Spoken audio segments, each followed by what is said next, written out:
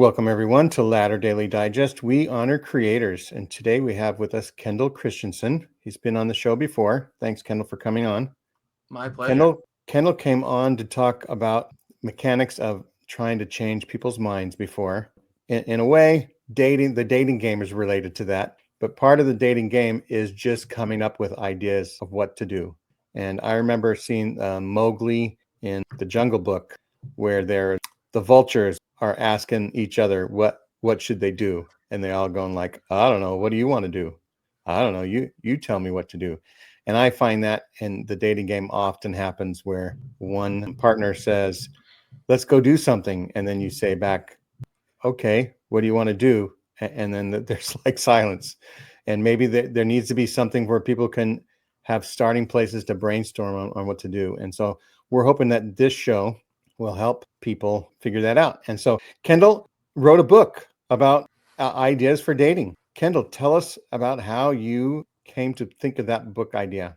Yeah, well, as everyone knows, I grew up in the Church of Jesus Christ of Latter-day Saints, and so I served a 2-year mission. I preached the gospel of the church for 2 years in Argentina, and after I returned home, my local leader, my bishop, said, "Okay, now's the time to really focus on dating and get married. You're attending BYU. This is a chance you'll never have again. This is the best time for you to find a mate for eternity."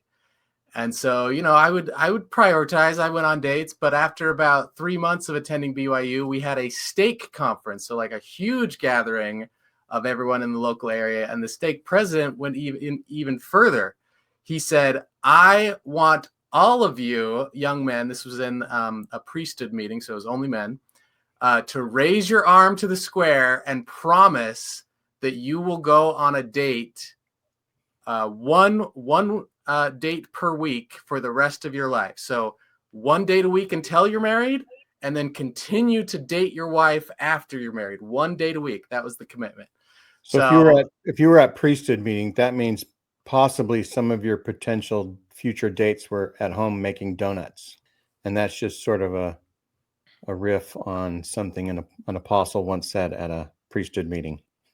Yeah, I remember that. So anyway, I had to really ramp up my dating game. I was averaging maybe 2 dates a month at that time, so I had to do about 4, a little bit more than 4, because he said at least 1 date a week. And so, I mean, I got to know BYU campus, all the great meeting spots, all the best value meals and foods and stuff you could do. And eventually it got to be so many ideas, because I was using all my ideas, that I wrote a book about all the things you could do. I categorized them by even things like long distance dates, or creative dates, or learning dates, or classic dates, or memorable dates. Did you crowdsource this at all? Did you have friends to have input? Did you have it? I didn't know anything like Reddit or anything. I remember I looked at a few blogs, but most of the ideas on the blogs were super generic. I have a slide on the most common dates, and they're not bad, they're fun, but they just, for me at the time and what I was going for in the book, I wanted something that stood out. I wanted to be memorable. I wanted to be like, hey, if you date me, like, you're not going to be bored. We're going to have like good times and fun memories. I'm not going to do just the run of the mill date ideas. So that was kind of the angle I was going for. So it took a significantly more to impress me with a date idea to make it into the book. Okay, so should I just add to the stage the presentation? Yeah. So here's my book, Come Closer, 101 Charming Date Ideas. You can find it on Amazon. And yeah, we're just going to go over about 10 of the ideas in the book. So here we go. So yeah, like I said, I have a slide about the most common dates. So do you want to take any guesses? These are like the top, 10 most common dates. Dinner and a movie. 60% of people report they have done this as a date. Next is hiking, going to the beach, going out for coffee, picnic in the park, something music related like a concert, sporting event, bowling. 25% of people said they've done that for a date. The Museum, the basement of the same. Wilkinson Center, right? Oh yeah, did that quite a few times. Museum, that's a favorite of mine. If I just want a more generic option. Zoo or aquarium, farmer's market, ice or roller skating, mini golf, and cooking. And I just want to do an honorable mention to stargazing. That was the next one on the list. And we could say if it was Mormon only common dates, it might be like preparing for a Sunday school lesson or reading scriptures together. Oh yeah, definitely that would make it on the LDS specific list. Okay, so if you remember nothing else of how to plan a good, memorable date, plan things you want to do.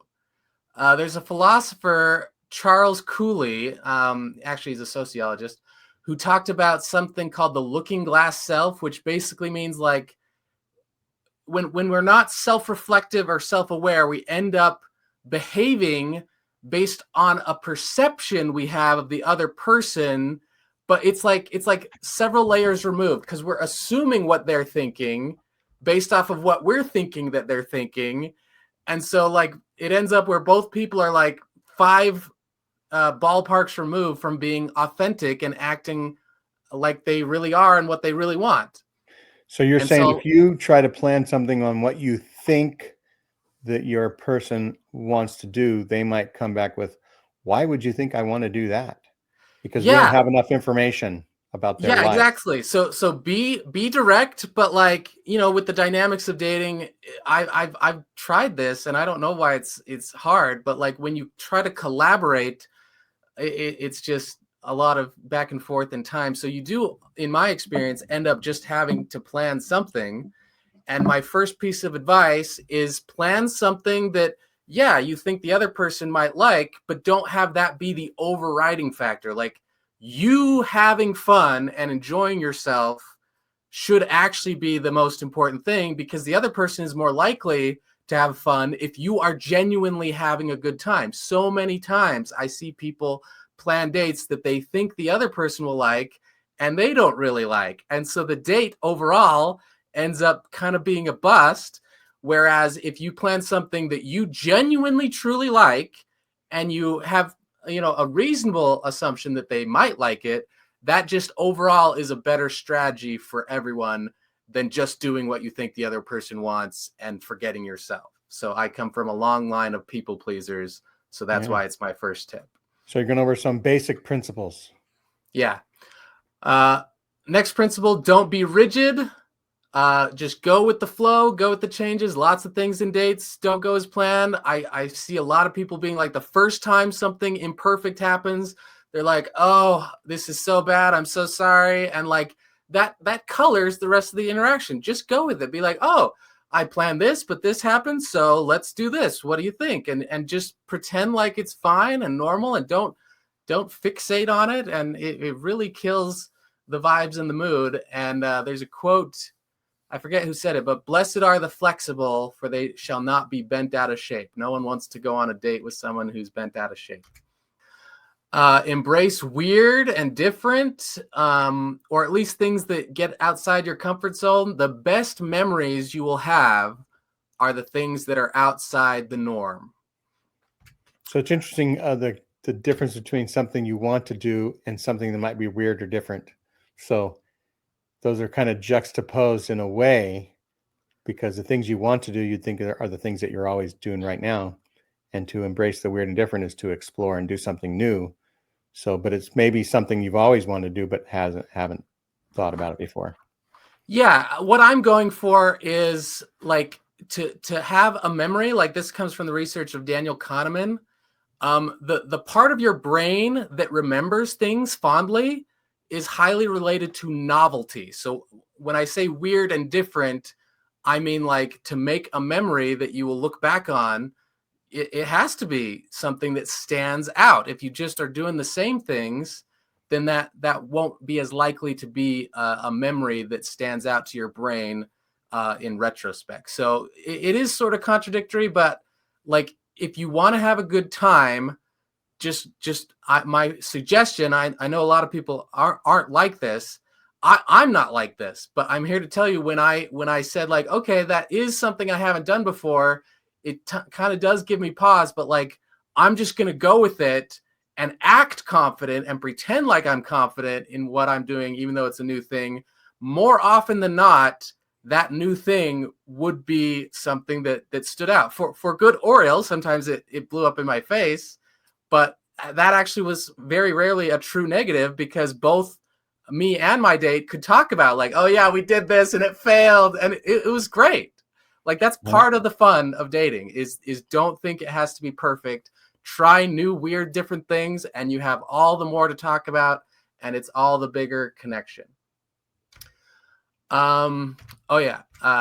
Add your own twist to stuff. So any ideas that I list here, or especially if you buy the book, in the book I give instructions on like, here's a chance for you to add something like this or this, but cater it to your personality and what you like and what you think the other person might like. And then this again is hard because it does require more planning, but like, give options. So like, plan things, and things that you like, but very often there's, points in the date where it's like, oh, we could go here for ice cream, we could go, here for a different thing, or whatever. And just in my experience, whenever you can give your partner some agency, some chance to give input and affect things, it tends to go better, because they become invested.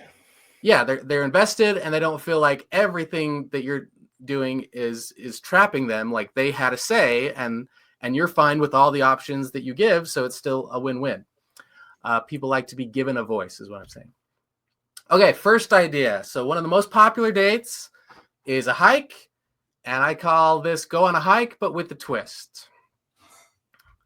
So at the beginning of the date, take out your phones and be like, hey, we're going to tell a story that we're going to like call up your niece or nephew or one of your friends and send them the pictures and say, hey, this is our story that we created. So like how we discovered Bigfoot's long forgotten cave, or, how we've solved the mystery of the cut tree, or whatever. And just along the way that you're doing a hike, be like, oh, this is a cool picture. Let's add this to our story. And then, you test out each other's creativity and narrative. And I've just had a lot of times where that turned out to be really fun.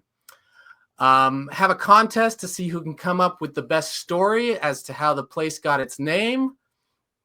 Is sometimes a fun thing to just add on to a hike and talk about as you're doing it. And then finally do a role play, like, pretend to be police looking to retrace a criminal's steps, or a naturalist, or astronauts at a new world. So you just landed and you're like describing things, just something to make the common and the mundane, because everyone's already been on a hike before. Do something to make it new and novel and interesting. People like to have their attention grasped when they're on a date. Might spur conversation. Yeah. And then just a side tip, the AllTrails app will show you hiking paths in your area for free. It's super great. And people will rate how good the hike is. And hiking is a classic standby. Okay, this is actually my favorite date, the bookstore date. Go to a bookstore, split up, and look for the following books. The most influential book in your life. In the LDS church, I always had to specify not the scriptures, because that was a cop-out answer to me. A book that makes you feel like a kid again, so you have to spend a little bit of time in the kids section and be like, what is a book that like really stood out in my childhood or represented what I was like as a kid? That was always a really fun one to talk about. A book about a hobby you enjoy, you get to learn more about it in that way. A book about your family. A book that is so my family, something that represents, some aspect of your family. And then a few books you would read if you had all the time in the world. That was a really fun question to ask, to get to know people. They would have really random books. One girl had a book on conspiracy theories and on logical reasoning that she chose. And I was like, how tell me how that happen. But you can do any sorts of things. Like, if they're already married or divorced or have some kids, you could make it about their kids or what that marriage was like or whatever. The topics can be whatever, but it's just fun to like both be searching in the bookstore. You'll see each other and be like, oh, that looks interesting or whatever. But then at the end, go ahead. It's almost like a party game. You play apples to apples or some other games like that, just as a way to break the ice and to find a little bit more about what people would choose or different things you can figure out about people. This also reminds me of the movie Dan in Real Life, where Dan is at a bookstore and Juliette Binoche comes in thinking that he's a worker there, and he just grabs a whole bunch of random books off the bookshelf and says, you should buy these, and just talks about each book. And she said, wow, you really know me. And he goes, well, I just kind of grabbed random books. But he made it extra. Of course, he had good writing from the writers there. Yes, that does help when you can have that advantage. And then I love to do lots of different dates in a bookstore. I have a whole section in the book about this. Like, you try to give each other messages, like tell them things, like ask a question, and then you can only answer by going through the bookstore and reading titles of books. So I've done that before. That was really fun. Choose a book, like a fantasy book, and only from the title you like make up the outline of the plot to each other. That's been really fun. And then just as a final one that I'll give you for free is most bookstores have like a magazine section. Go there and do some of the puzzles or personality tests or quizzes together. I've done that twice, and it was super fun both times. Lots of stuff you can think of to do in a bookstore. The other thing that might happen in that bookstore date is you might meet somebody else going through the library that interests you, and you can get their phone number. Yeah, I have not done that when I've been on a date, but that is always possible when you're at a bookstore. I don't know how that would work when you're already on a date. You have more gumption than I do. Yeah. Okay, it's only because I only thought of that because you say at the end, meet up. So that means you're both like out and about, right? So yeah, you're in different sections of the bookstore, or I guess you could do it at a library too, right? Yeah, I actually did this in New York once, and the bookstore we went there was huge. So maybe that would work in that case. But all the ones in Utah where I live are pretty lines. Yeah, you can see what the other person's doing a lot of the time. Not 100%, but yeah, if I was getting another number, I think that would be too dangerous to be seen. Yeah. Okay, this one I love. I don't know if you've who doesn't like the movie Inside Out? I think everyone's seen it, about the emotions and how they have personalities. Well, this one I call Face Race, and all you need is a smartphone camera and some sort of remote. So almost anything with a button and it's Bluetooth can be used as a remote.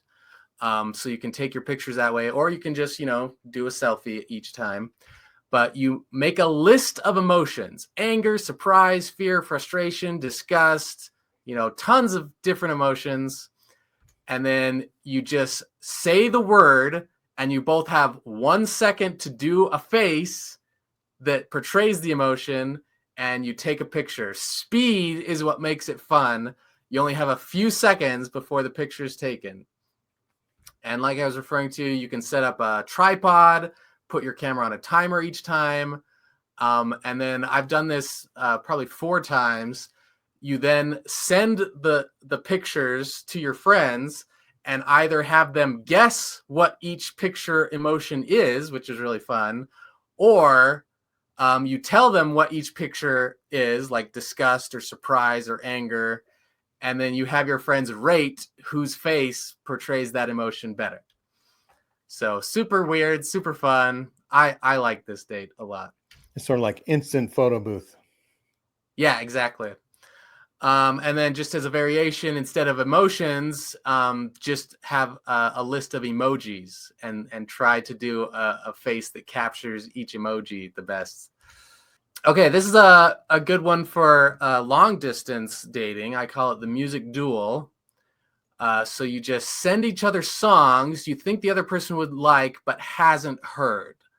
And you do a different genre for each round. So like often I would do like, I was super into Christian music. The LES Church has a lot of church specific music, but not enough for my appetite. So I would say, okay, what's your favorite, Christian rock song? And what's your favorite exercise song? What's your favorite Song country from the song? 80s. Yeah, song from the 80s. Perfect.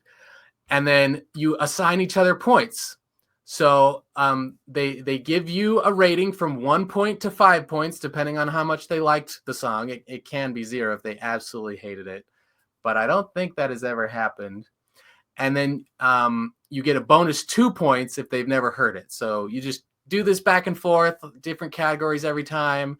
And, after some arbitrary point, you'd be like, okay, who got the most points? Who, had better song selection? But everyone likes music. Everyone likes to be given points. It's a fun game that I've used several times, especially when I would travel and wasn't near the person I'm dating. It's a great way to stay in touch long distance. Okay, this next one is really outside my comfort zone, but is can be fun. I call it Pop Star. So you choose a favorite song that you both like, and then you go to different locations and you lip sync that song at cool locations. So take like a stanza or two and pretend like you're singing. You don't have to actually say the words. In fact, for best results, choose a song that you can play on your phone, so you can just sing along with the words, and then you can edit out the fact that you were listening to it while you were recording. You can just put the music over the video that you make, so it is just playing the whole time. And it's really cool to go to a scene, see one part of the song being lip synced, and go to another cool place in your town or city or wherever you're visiting.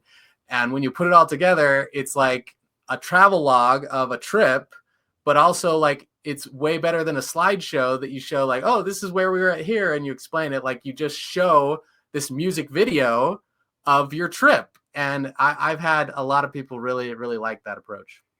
I thought you were going to say pick a pop star and then go to their house and knock on their door together and say, hey, we're here.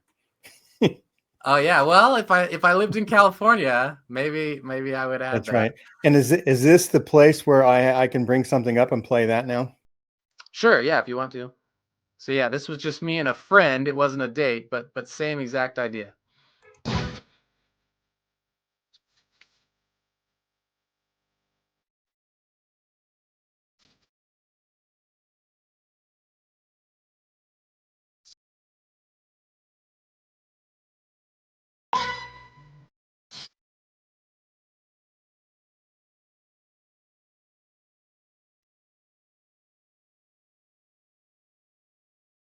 I'm going to go until the ice cream hits, I think. Set it up. Okay, the ice cream part is good. There's my BYE shirt. So Okay. yeah, you can have a lot of fun with it, but it's not for everyone. That's fine, but it's really cool. Everyone we showed that to loved it at the time. Yeah. Where was that? Was that in Spain? That was in Denmark and Sweden. Oh, Denmark. That starts off with Denmark. Because Man of La Mancha, right? That's Spain, but anywhere in Europe will do. Yeah, at the time, I didn't have my goal of visiting 50 countries. I've visited 30 so far, including Spain. I didn't think at the time I would get to Spain, and I really liked the song. So I was like, well, it's in Europe, so that might be the closest Close I enough. get to Spain. Yeah. Would Denmark or Holland have windmills to tilt at? Oh yeah, that would have been a cool angle to do that. Yeah, the later in that video, it shows us trying to conquer a windmill, because Sweden does have a lot of windmills. Okay, kids night. You just act like a kid for a day, blow bubbles at a favorite spot over a bridge or something. Get out coloring books. When was the last time as an adult we did a coloring book. I think they can be very relaxing. Have a Nerf or airsoft gun battle, pillow fight, roll quarters downstairs, hula hoop contests, play on park equipment, especially the swings. And this was always a must for me because I actually still like that kids cereal like Fruit Loops, is eat some sugary cereal just for that night. That's right. That can be a fun date. Blow your mind. Have a learning night where you teach each other something useful or enriching. Like take a topic you think more people should know about, or that you're passionate about, or you want your partner to know that you know a little bit about, and that's a part of you, and teach them. Maybe teach magic tricks or learn together magic tricks. How to make balloon animals, or go over your favorite TED Talks. I do this a lot just because that's my personality, but lots of people have really liked it. Like I literally have a list on my learnedempowerment.com website of the best TED Talks I've ever come across. I've watched thousands of them, and any one of the top 10, when I've shown it to someone on a date, they always are like, I never thought of it that way. That blows my mind. That changes my life. Like there's some really good ideas out there from really smart people. Did you watch the one on how to tie your shoes? I don't think I've watched that one. No. Okay, well, we'll have to go on a date then someday, and I'll I teach you would how to tie your love to. shoes. It'd be my honor. Okay, so our last few date ideas: music seer, ask a question, and the other person has to answer the question with a song. Take personality tests while on a video chat. Tablet games. So there's lots of really fun games that you can play on a tablet. Like OLO is this version of like air hockey, but like you have to have the discs stay in a certain spot and you can knock them out of their spots. Multi-Pong is like Pong. If you're already very comfortable with the person, or Gene, in your case, already married to them, check out these two apps. It has to be a bigger screen to work. It can't work on a phone very well. But Fingle or Amazing Fingers, like I don't want to describe it because I'll blush, but like it's only with fingers, but it's kind of suggestive and really interesting. Like it's really something different to experience. It's quite So it's a innovative. Tantra fingers game. Basically, yeah, you got it. Chubby Bunny, fill your mouth with marshmallows and say stuff. First one to laugh loses, and when you lose, you win, because the point is to laugh.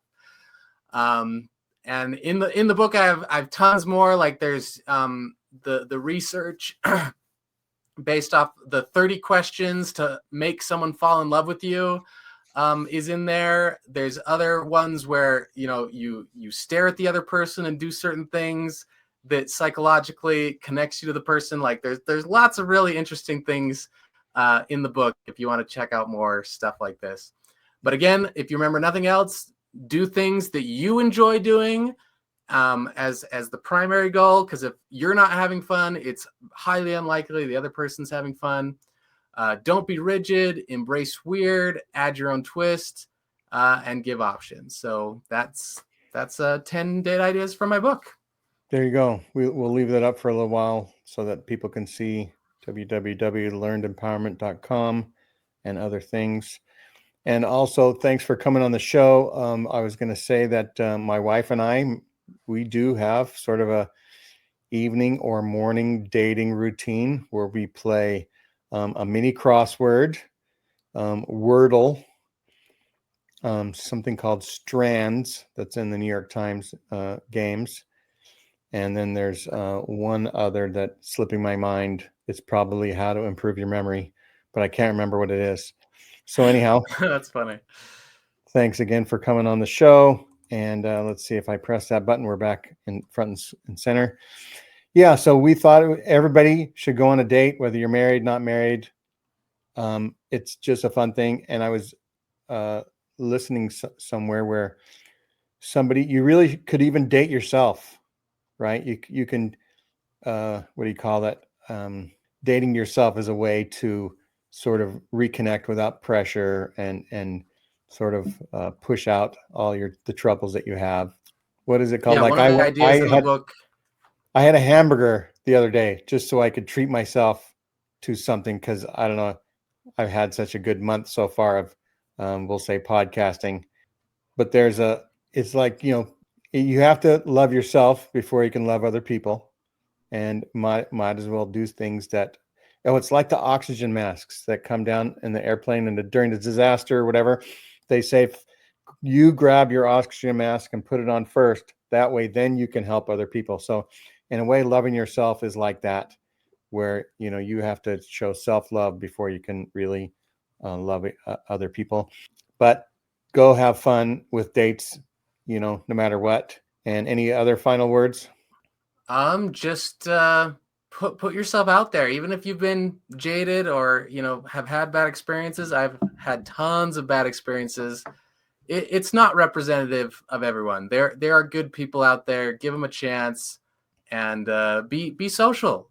We are tribalistic social creatures. I'm very much an introvert, despite what the ideas say. And really, to have a meaningful, thriving life, you need to be meeting people. You need to be social. I know for a lot of us, including myself, it doesn't come naturally, but I promise that if you just try after time, you will make memories and have a fuller life. It's just something we all need. Even if we don't think we need other people, we absolutely depend on social interactions for our happiness. That's right. And the world is an amazing place. There's lots of variety out there. Hopefully, we premiered this show, and was a live chat going where people were talking about their own date ideas. And if anybody has any other date ideas, put them down below in the comments and learn from each other. We'll do a crowdsourcing thing, but don't just one person buy Kendall's book and then put all the things down there. At least 4 or 5 people have to buy, and just put a couple each. So you have to coordinate that with each other. But anyway, thanks, Kendall, a lot. Everybody like, subscribe, and share, and do all the good things, and have a great rest of 2025. Bye-bye. All right. Thanks so much.